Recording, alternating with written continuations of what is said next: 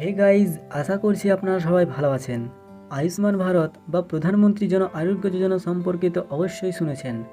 So আজকের এই ভিডিওতে আলোচনা করা হবে আয়ুষ্মান ভারত বা প্রধানমন্ত্রী জন আরোগ্য যোজনা কী, এর কী কী বেনিফিটস রয়েছে এবং আয়ুষ্মান ভারত বা প্রধানমন্ত্রী জন আরোগ্য যোজনা কার্ড কীভাবে বানানো যায়। সো আয়ুষ্মান ভারত বা প্রধানমন্ত্রী জন আরোগ্য যোজনা ন্যাশনাল হেলথ অথরিটি দ্বারা পরিচালিত একটি যোজনা, যেখানে প্রধানমন্ত্রী ঘোষণা করেছেন ভারতবর্ষের 50 কোটি ব্যক্তিকে এই যোজনার অন্তর্ভুক্ত করা হবে, যার মধ্যে এখন পর্যন্ত 13.5 কোটির মতো মানুষ অন্তর্ভুক্ত হয়ে এই যোজনার সুবিধা ভোগ করছে। এই যোজনাতে বলা হয়েছে যে প্রত্যেক পরিবারকে প্রত্যেক বছরে 5 লাখ টাকা করে দেওয়া হবে চিকিৎসার ক্ষেত্রে ব্যয় করার জন্য। সে যে কোনো ধরনের চিকিৎসা এর মধ্যে ইনক্লুড হবে এবং ডক্টর ফিজ, মেডিকেল ফিজ, যে কোনো মেডিকেল টেস্টের ফিজ বা যে কোনো ধরনের অপারেশন, বা ওই পরিবার বা ওই ব্যক্তিকে যদি গাড়ি করে হসপিটালে নিয়ে যাওয়া হয় তো ওই গাড়ির ফিজটাও এই কার্ডের মধ্যে ইনক্লুড হবে, এমনই বলা হয়েছে। এবং আরও বলা হয়েছে যে এই কার্ডের বৈধ শুধু 1 বছর নয়, প্রত্যেক বছরই পাবে প্রত্যেক পরিবার 5 লাখ টাকা করে।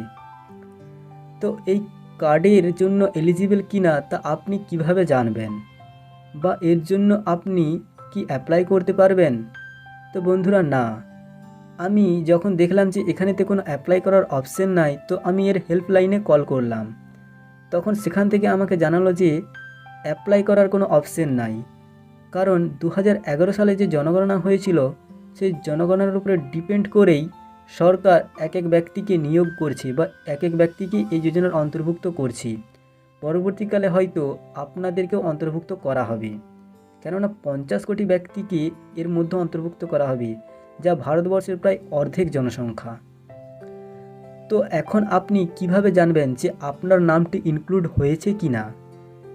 তো যদি হয়ে থাকে তাহলে কি করতে হবে?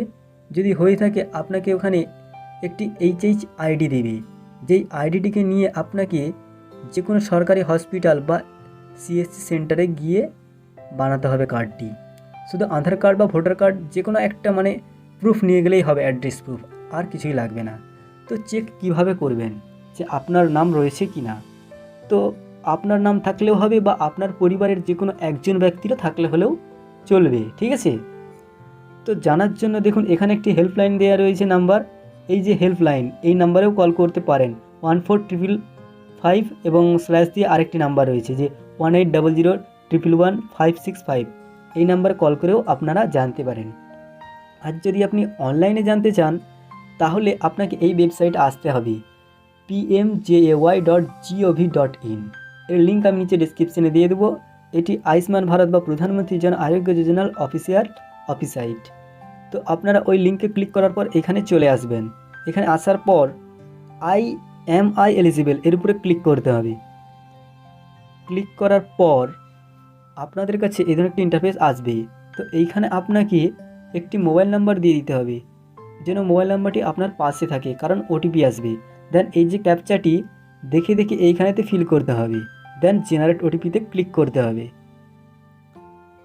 ওটিপিটি আসার পর এইখানেতে ওটিপিটি দেওয়ার পর এই যে এই ঘরটিতে টিকমার্ক দিয়ে দিবেন, টার্মস অ্যান্ড কন্ডিশন অ্যাকসেপ্ট করবেন, দেন সাবমিটে ক্লিক করে দিবেন। এরপরে আপনাদের কাছে এই ধরনের একটি ইন্টারফেস চলে আসবে। তো আইডি জানার জন্য বা নাম রয়েছে কিনা চেক করার জন্য ফার্স্ট আপনাকে স্টেট সিলেক্ট করতে হবে, এখানেতে ক্লিক করে। দেন এইখানেতে সিলেক্ট ক্যাটাগরি এর উপরে ক্লিক করবেন, দিয়ে সার্চ বাই নেম ক্লিক করবেন, কেননা আপনি তো জানেন না আইডিটা বা আইডি নাম্বারটা, সেই কারণে জানার জন্য আপনাকে নাম দিয়ে সার্চ করতে হবে। তো এখানে ক্লিক করবেন সার্চ বাই নেম, দেন এইখানে আপনার নেমটি দিবেন, ঠিক আছে? প্রথমে ফুল নেম দিয়ে দেখবেন, যেমন আপনার নাম যদি হয়ে থাকে, আমি একটি নাম দিচ্ছি ধরুন, তবে ধ্যান দিয়ে নামটা দিবেন, কেননা নাম হয়তো স্পেলিং মিস্টেকের জন্য আপনার এখানে নাও শো করতে পারে, ঠিক আছে? বা সেখানেও হয়তো স্পেলিং মিস্টেক হতে পারে যখন টাইপ করেছে। তো এইখানেতে আপনার যে নামটা থাকবে আপনি প্রথমে ফুল নাম দিবেন, বাবার নামও ফুল নাম দিবেন, ঠিক আছে?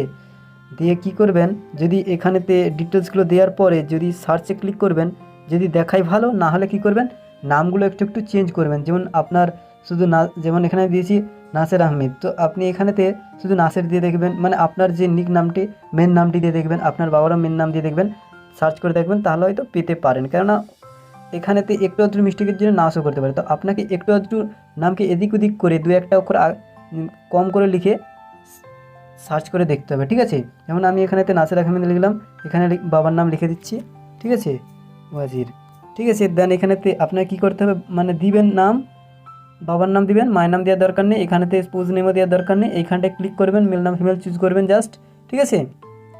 মেল হলে মেল, ফিমেল হলে ফিমেল। দেন এজ দেওয়ার প্রয়োজন নাই, এখানটায় সিলেক্ট করবেন আরবান না রুরাল, গ্রামীণ হলে রুরাল দিবেন, আর আরবান হলে মানে শহর হলে আরবান দিবেন। তো আমি রুরাল দিচ্ছি, গ্রামীণ, ঠিক আছে। দেন ডিস্ট্রিক্ট দেওয়ারও প্রয়োজন নেই, দিলে ভালো, ভিলেজের নাম দিলেও ভালো, সহজে পেয়ে যাবেন। আর না হলে কিছু করার দরকার নেই, পিনকোড দিয়ে দেবেন, ঠিক আছে। এন্টার পিনকোড, এখন পিনকোড দিলাম, ঠিক আছে। দিয়ে কী করবেন, যে সার্চে ক্লিক করবেন। সার্চে ক্লিক করলে দেখুন এখানে নো রেজাল্ট ফাউন্ড দেখাচ্ছে। তো আমি এখানেতে নামটা নাসির থেকে আহমেদটা কেটে দিচ্ছি, তারপর দেখছি যে পাওয়া যায় কি না। সার্চে ক্লিক করছি, তো দেখুন রয়েছে, দেখতে পাচ্ছেন যে এখানেতে শুধু নাসির দিতে আসছে, কারণ আহমেদের স্পেলিংটা তখন মিস্টেক দেওয়া গেলো, সেই কারণে আসেনি। তো আপনাকেও এইভাবে চেক করতে হবে যদি আপনি না পারেন, আর না থাকলে তো দেবেই না, সেটা তো আপনারা বুঝতে পেরেছেন। দেন কী করবেন না, ফ্যামিলি ডিটেলস এর উপরে ক্লিক করবেন। ফ্যামিলি ডিটেলসে ক্লিক করার পর আপনাকে এইখানে আপনার দেখুন এই যে আইডি নম্বর, এইটি আপনার মেন নম্বর, এটিকে আপনাকে কোথাও টুকে নিতে হবে, ঠিক আছে। টুকে নেবেন, না হলে কী করবেন, না হলে এখানে দেখুন এই যে গেট ডিটেলস অন SMS এর উপরে ক্লিক করবেন। এর উপরে ক্লিক করার পর এখানেতে মোবাইল নাম্বার দিবেন, এই যে ক্যাপচাটা এখানে দেখে দেখে ফিল করে সাবমিটে ক্লিক করে দেবেন। তাহলে আপনার এখানে যে মোবাইল নাম্বারটা দিবেন সেই মোবাইল নাম্বারেতে এই যে HHD নম্বরটি সেন্ড করে দেবে, ঠিক আছে। এরপর আপনাকে কী করতে হবে না, এরপরে আমি তো বললাম যে আপনাকে যে কোনো সরকারি হসপিটালে যেতে হবে বা CSC সেন্টারে যেতে হবে। তো বেস্ট হবে আপনি চলে যাবেন হসপিটালে, গিয়ে সেখানেতে বলবেন যে আমি যে আয়ুষ্মান ভারত বা প্রধানমন্ত্রী জন আরোগ্য যোজনার কার্ড তৈরি করব, আমার কাছে HHD নম্বর রয়েছে, ঠিক আছে। তাহলে আপনাকে কার্ড তৈরি করে দিবেন, তৈরি করে তা দিয়ে দিবে। আর মনে রাখবেন যে সঙ্গে করে আধার কার্ড বা ভোটার ID কার্ড বা প্যান কার্ড বা রেশন কার্ড যে কোনো নিয়ে যাবেন, ঠিক আছে। দেন আপনি এইখানেতে যে আপনার ফ্যামিলি ডিটেলস দেখতে পেয়ে যাবেন, যে আপনার ফ্যামিলিতে আপনারা কতজন আছেন, এই লিস্টের মধ্যে সমস্ত ব্যক্তিরাই থাকে, ঠিক আছে সম্ভবত।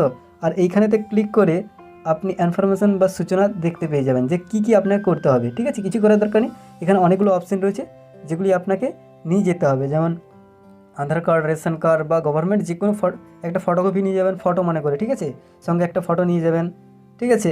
আর অ্যাডপশন সার্টিফিকেট, ঠিক আছে, যদি থাকে নেবেন, নাহলে বার্থ সার্টিফিকেট নিয়ে যাবেন, ড্রাইভিং লাইসেন্স থাকলে নিয়ে যাবেন, নাহলে দরকার নাই। আর ফ্রিডম ফাইটার কার্ড এটাও যদি থাকে ভালো, নাহলে নিয়ে যাওয়ার প্রয়োজন নাই। মোটামুটি 2-1টা নিয়ে যাবেন, আধার কার্ড বা রেশন কার্ড নিয়ে যাবেন, ভোটার কার্ডটা নিয়ে যাবেন, প্যান কার্ড থাকলে নিয়ে যাবেন, আর ভোটার ID কার্ডটা থাকলে নিয়ে যাবেন, আর না হলে একটা সঙ্গে ফটো অবশ্যই নিয়ে যাবেন, ঠিক আছে। তো একটা ভোটার বা আধার কার্ড আর একটা ফটোকপি, এই 2-3টি জিনিস হলে আপনার হয়ে যাবে।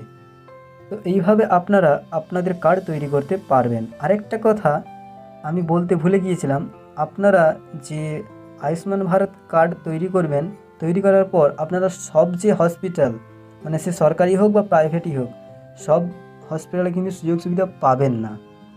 যে সমস্ত সুযোগ সুবিধাগুলো পাবেন সেই সমস্ত হসপিটালেতে যেগুলি এই যোজনার অন্তর্গত রয়েছে, অর্থাৎ এই যোজনার সুবিধা প্রদান করে, সেই সমস্ত হসপিটাল গেলেই আপনারা এর সুবিধা পাবেন। তো আপনারা কিভাবে জানবেন যে কোন কোন হসপিটাল এর সুবিধা দিচ্ছে? তো এর জন্য দেখুন সার্চ হসপিটাল এখানেই পেয়ে যাবেন, আর না হলে এই মেন ওয়েবসাইটেও আপনারা কিন্তু পেয়ে যাবেন সার্চ হসপিটাল। এইখানেতে ক্লিক করবেন, প্রথমে এই 3 লাইনে মেনুতে ক্লিক করার পর আপনাদের কাছে একটি ড্যাশবোর্ড আসবে, ঠিক আছে। দিয়ে এইখানেতে দেখুন এই যে হসপিটাল, এর উপরে ক্লিক করে দেবেন।